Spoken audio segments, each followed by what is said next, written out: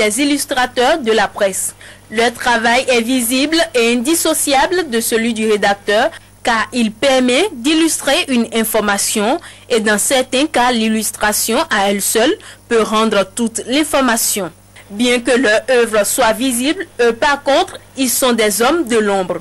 Par cette étude, l'ARAM a voulu rétablir toute la noblesse à eux due, que ce soit les photos reporters, les caricaturistes et les web designers. L'un des objectifs de cet ouvrage, faire en sorte que désormais les illustrateurs de presse occupent la place qui leur revient dans nos rédactions, faire en sorte qu'ils puissent vivre de leur métier, faire en sorte que chaque fois qu'ils prennent leur plume, leur crayon ou bien leur appareil photo, qu'ils sachent que le travail qu'ils doivent faire engage la qualité du journal également.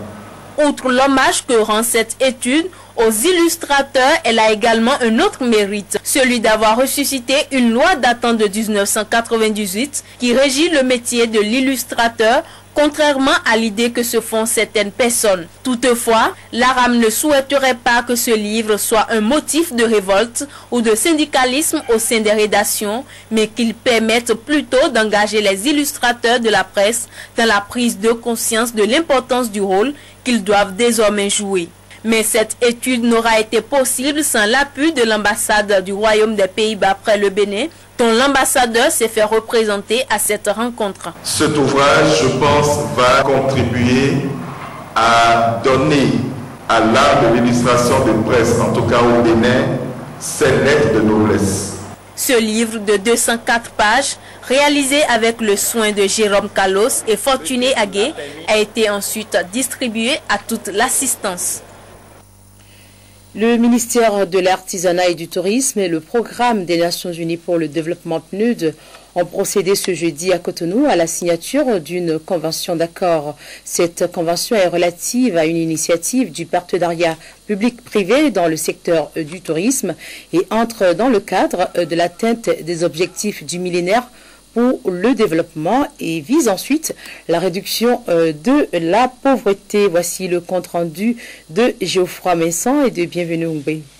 Le Bénin possède des atouts touristiques capables de générer des emplois et des devises. Malheureusement, la contribution du tourisme à la création de richesses au Bénin est négligeable. C'est conscient de cet état de choses et du rôle que peut jouer le secteur du tourisme dans la lutte contre la pauvreté que le représentant du PNUD au Bénin et le ministre de l'Artisanat et du Tourisme ont paraphé ce jeudi un accord. Accord portant sur l'initiative africaine d'un partenariat public-privé pour mobiliser des ressources destinées à des projets touristiques. À travers l'acte que nous posons aujourd'hui, nous comptons aller plus loin, notamment par la mise en contribution du réseau d'experts du PNUD pour l'opérationnalisation rapide de cette initiative et la mobilisation de ressources pour sa mise en œuvre. Présenté par le Bénin à la 47e session de la Commission de l'Organisation mondiale du tourisme pour l'Afrique, tenue à Abuja en mai 2008, et à la 18e Assemblée générale de l'OMT, tenue en octobre 2009, cette initiative prévoit la construction d'espaces verts et de loisirs. L'organisation de voyages et de guidage, accompagnement et d'information, la création d'espaces verts aménagés, l'organisation d'activités culturelles, l'organisation d'activités sportives, en salle et en plein air, les loisirs de divertissement, les réseaux de distribution, les parcs aquatiques, les dancing et jeux d'hiver.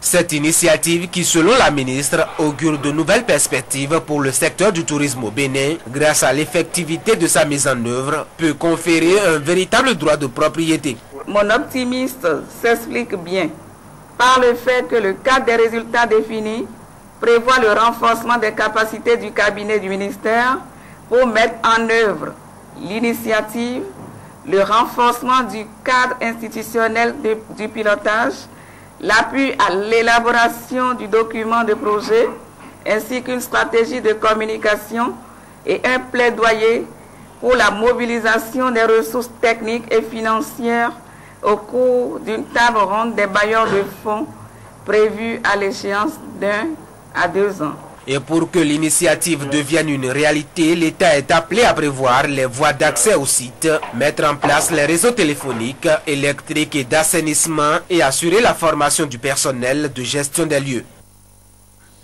Voilà, les journées culturelles et sportives de l'Union des ressortissants de la communauté économique des États de l'Afrique de l'Ouest seront bientôt du passé.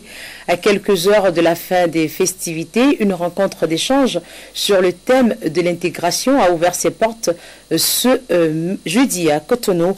Nous reviendrons beaucoup plus en détail sur cette rencontre d'échange dans nos prochaines éditions. Une note de sport pour terminer avec les matchs de rattrapage au niveau de la Ligue 1 de football professionnel. Ce mercredi, on a eu droit à plusieurs rencontres comptant pour la 8e journée.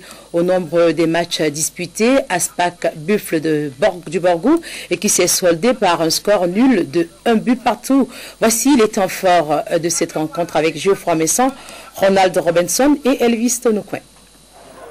C'est un score de parité, 1 but partout, qui a sanctionné cette rencontre Aspac en bleu et Buffle de Borgou en blanc.